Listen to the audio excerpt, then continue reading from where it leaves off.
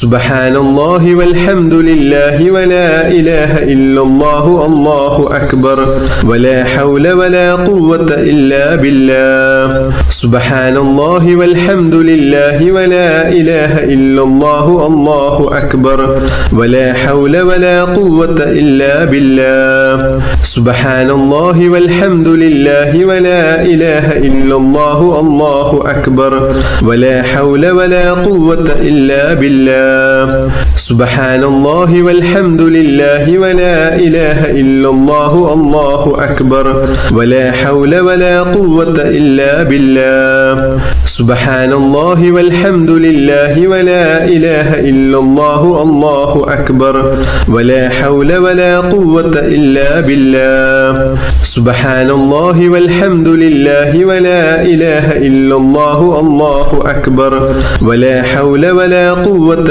ഇല്ലാ ബില്ലാഹ് സുബ്ഹാനല്ലാഹി വൽഹംദുലില്ലാഹി വലാ ഇലാഹ ഇല്ലല്ലാഹു അല്ലാഹു അക്ബർ വലാ ഹൗല വലാ ഖുവത ഇല്ലാ ബില്ലാഹ് സുബ്ഹാനല്ലാഹി വൽഹംദുലില്ലാഹി വലാ ഇലാഹ ഇല്ലല്ലാഹു അല്ലാഹു അക്ബർ വലാ ഹൗല വലാ ഖുവത ഇല്ലാ ബില്ലാഹ് സുബ്ഹാനല്ലാഹി വൽഹംദുലില്ലാഹി വലാ ഇലാഹ ഇല്ലല്ലാഹു അല്ലാഹു അക്ബർ വലാ ഹൗല വലാ ഖുവത ഇല്ലാ ബില്ലാഹ് സുബ്ഹാനല്ലാഹി വൽഹംദുലില്ലാഹി വലാ ഇലാഹ ഇല്ലല്ലാഹു അല്ലാഹു അക്ബർ വലാ ഹൗല വലാ ഖുവത ഇല്ലാ ബില്ലാഹ് സുബ്ഹാനല്ലാഹി വൽഹംദുലില്ലാഹി വലാ ഇലാഹ ഇല്ലല്ലാഹു അല്ലാഹു അക്ബർ വലാ ഹൗല വലാ ഖുവത ഇല്ലാ ബില്ലാഹ് ലാ ഇലാഹ ഇല്ലല്ലാഹു വഹ്ദഹു ലാ ശരീക ലഹു ലഹുൽ മുൽക്കു വലഹുൽ ഹംദ് വഹുവ അലാ കുല്ലി ഷൈഇൻ ഖദീർ ലാ ഇലാഹ ഇല്ലല്ലാഹു വഹ്ദഹു ലാ ശരീക ലഹു ലഹുൽ മുൽക്കു വലഹുൽ ഹംദ് വഹുവ അലാ കുല്ലി ഷൈഇൻ ഖദീർ ലാ ഇലാഹ ഇല്ലല്ലാഹു വഹ്ദഹു ലാ ശരീക ലഹു ലഹുൽ മുൽക്കു വലഹുൽ ഹംദ് വഹുവ അലാ കുല്ലി ഷൈഇൻ ഖദീർ ലാ ഇലാഹ ഇല്ലല്ലാഹു വഹ്ദഹു ലാ ശരീക ലഹു ലഹുൽ മുൽക്കു വലഹുൽ ഹംദ് വഹുവ അലാ കുല്ലി ഷൈഇൻ ഖദീർ ലാ ഇലാഹ ഇല്ലല്ലാഹു വഹ്ദഹു ലാ ശരീക ലഹു ലഹുൽ മുൽക്കു വലഹുൽ ഹംദ് വഹുവ അലാ കുല്ലി ഷൈഇൻ ഖദീർ ലാ ഇലാഹ ഇല്ലല്ലാഹു വഹ്ദഹു ലാ ശരീക ലഹു ലഹുൽ മുൽക്കു വലഹുൽ ഹംദ് വഹുവ അലാ കുല്ലി ഷൈഇൻ ഖദീർ ലാ ഇലാഹ ഇല്ലല്ലാഹു വഹ്ദഹു ലാ ശരീക ലഹു ലഹുൽ മുൽക്കു വലഹുൽ ഹംദ് വഹുവ അലാ കുല്ലി ഷൈഇൻ ഖദീർ ലാ ഇലാഹ ഇല്ലല്ലാഹു വഹ്ദഹു ലാ ശരീക ലഹു ലഹുൽ മുൽക്കു വലഹുൽ ഹംദ് വഹുവ അലാ കുല്ലി ഷൈഇൻ ഖദീർ ലാ ഇലാഹ ഇല്ലല്ലാഹു വഹ്ദഹു ലാ ശരീക ലഹു ലഹുൽ മുൽക്കു വലഹുൽ ഹംദ് വഹുവ അലാ കുല്ലി ഷൈഇൻ ഖദീർ ലാ ഇലാഹ ഇല്ലല്ലാഹു വഹ്ദഹു ലാ ശരീക ലഹു ലഹുൽ മുൽക്കു വലഹുൽ ഹംദ് വഹുവ അലാ കുല്ലി ഷൈഇൻ ഖദീർ ലാ ഇലാഹ ഇല്ലല്ലാഹു വഹ്ദഹു ലാ ശരീക ലഹു ലഹുൽ മുൽക്കു വലഹുൽ ഹംദ് വഹുവ അലാ കുല്ലി ഷൈഇൻ ഖദീർ. ഇനി നമ്മൾ ചൊല്ലുന്ന ദിക്ർ വളരെ മഹത്വമേറിയതാണ്. അള്ളാഹുവിൻ്റെ അടുത്ത് വലിയ സ്ഥാനം ലഭിക്കാനും 1000 നന്മകൾ ഇത് ചൊല്ലുന്നവൻ്റെ പേരിൽ എഴുതപ്പെടാനും കാരണമാകുന്ന സുബ്ഹാനല്ലാഹി വബിഹംദിഹി എന്ന മഹത്തായ ദിക്ർ 100 തവണ ചൊല്ലുന്നു. സുബ്ഹാനല്ലാഹി വബിഹംദിഹി സുബ്ഹാനല്ലാഹി വബിഹംദിഹി സുബ്ഹാനല്ലാഹി വബിഹംദിഹി സുബ്ഹാനല്ലാഹി വബിഹംദിഹി സുബ്ഹാനല്ലാഹി വബിഹംദിഹി സുബ്ഹാനല്ലാഹി വബിഹംദിഹി സുബ്ഹാനല്ലാഹി വബിഹംദിhi സുബ്ഹാനല്ലാഹി വബിഹംദിhi സുബ്ഹാനല്ലാഹി വബിഹംദിhi സുബ്ഹാനല്ലാഹി വബിഹംദിhi സുബ്ഹാനല്ലാഹി വബിഹംദിhi സുബ്ഹാനല്ലാഹി വബിഹംദിhi സുബ്ഹാനല്ലാഹി വബിഹംദിhi സുബ്ഹാനല്ലാഹി വബിഹംദിhi സുബ്ഹാനല്ലാഹി വബിഹംദിhi സുബ്ഹാനല്ലാഹി വബിഹംദിhi സുബ്ഹാനല്ലാഹി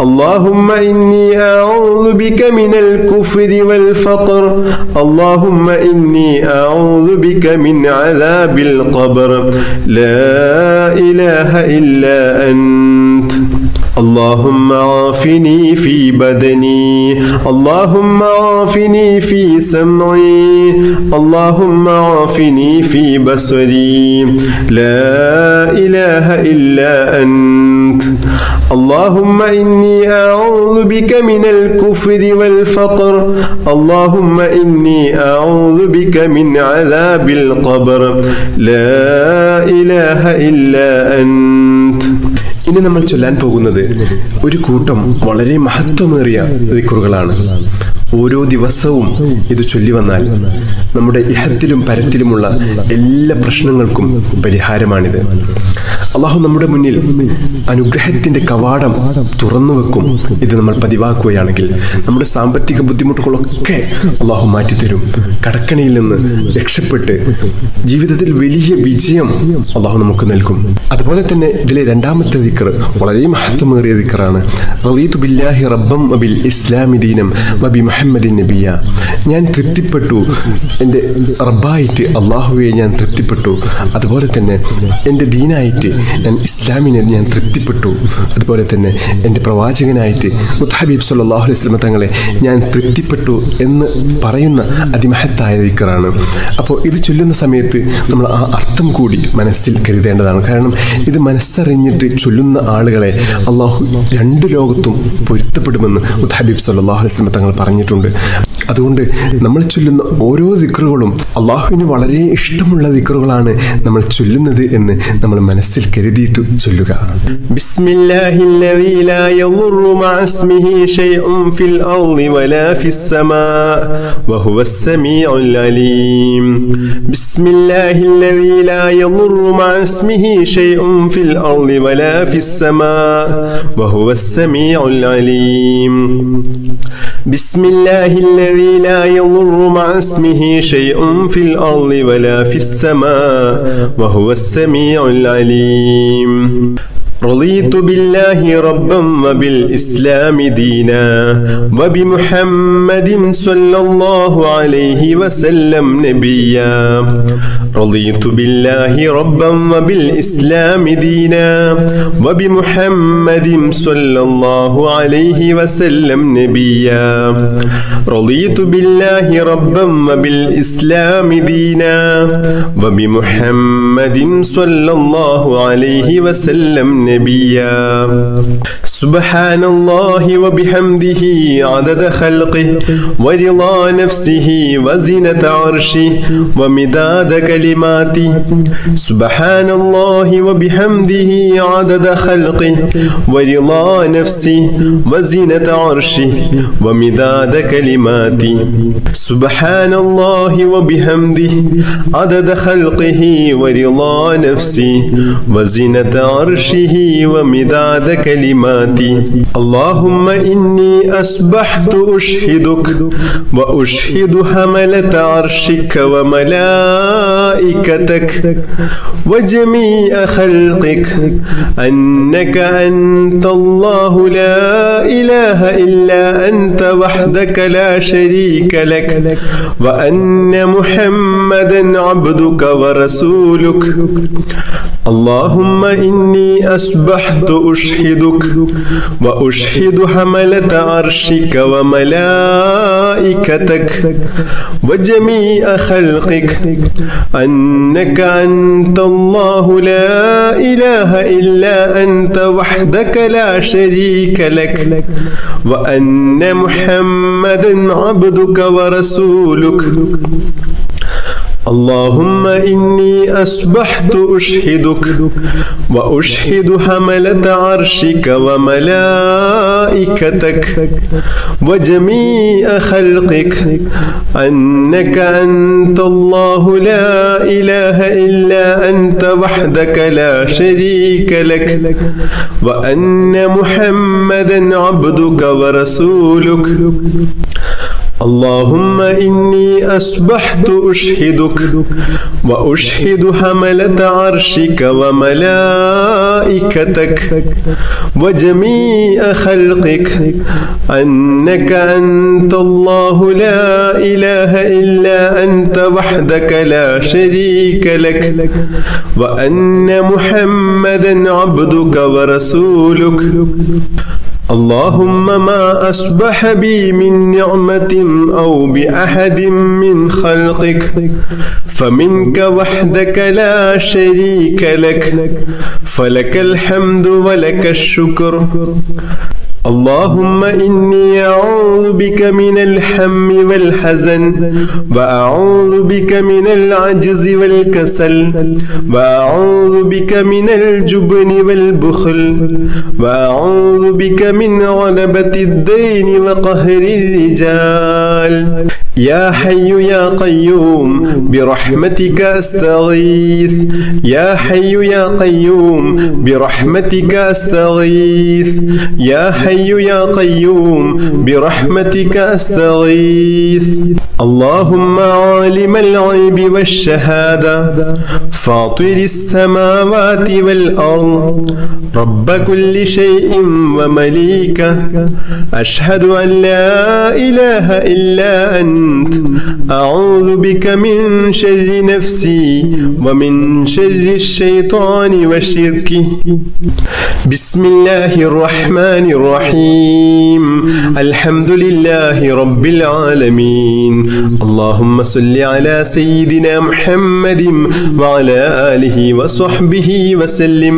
اللهم يا الله يا الله يا رحمن يا الله يا رحيم يا الله يا ملك يا الله يا قدوس يا الله يا سلام يا الله يا مجيب يا الله يا مجيب يا الله يا مجيب يا الله. اللهم اغفر لنا ذنوبنا وخطايانا كلها. اللهم أنعشنا واجبرنا واهدنا لصالح الأعمال والأخلاق إنه لا يهدي لصالحها ولا يصرف سيئها إلا أنت. اللهم توفنا وأحلنا مسلمين وألحقنا وإياهم بالصالحين. اللهم ربنا تقبل منا إنك أنت السميع العليم وتب علينا إنك أنت التواب الرحيم. اللهم آتنا خير الدنيا وخير الآخرة مسرف عنا شر الدنيا وشر الآخرة. اللهم عافنا من كل بلاء الدنيا ومصيبات كلها وفتنها عذاب الآخرة. اللهم احسن عاقبتنا في الأمور كلها وأجرنا من خزي الدنيا وعذاب الآخرة. اللهم اجعل صباحنا هذا صباحا مباركا إلى الخير قريبا وعن الشر بعيدا لا خاسئا ولا خاسرا. اللهم إنا نسألك خير الصباح وخير المساء وخير القدر وخير الليل وخير النهار وخير ما جرى به القلم ونعوذ بك من شر الصباح وشر المساء وشر القدر وشر الليل وشر النهار وشر ما جرى به القلم. اللهم اجعل صباحنا هذا صباح الصالحين وألسنتنا وألسنة الذاكرين وقلوبنا قلوب الخاشعين وأبداننا أبدان المطيعين وأعمالنا أعمال المتقين ونبحنا عن نومة الخاشعين. اللهم اشركنا في دعاء الصالحين. اللهم إنا نسألك خير هذا اليوم فتحه ونصره ونوره وبركته وهداه يا رب العالمين. اللهم اجعل آخر كلامنا وكلام والدينا عند الموت قول لا إله إلا الله. توفنا وأحلنا مسلمين وألحقنا وإياهم هم بالصالحين اللهم ربنا آتنا في الدنيا حسنة وفي الآخرة حسنة وقنا عذاب النار اللهم ربنا تقبل منا إنك أنت السميع العليم وتب علينا إنك أنت التواب الرحيم آمين برحمتك يا أرحم الراحمين صلى الله تعالى وسلم على خير خلقه سيدنا محمد النبي الأمي وعلى آله وصحبه وسلم سبحان ربك رب العزة عما يصفون وسلام على المرسلين والحمد لله رب العالمين بحق صلى الله على محمد صلى الله عليه وسلم صلى الله على محمد صلى الله عليه وسلم اللهم صل على محمد يا رب صل عليه وسلم بحق جميع الأنبياء والمرسلين والحمد لله رب العالمين.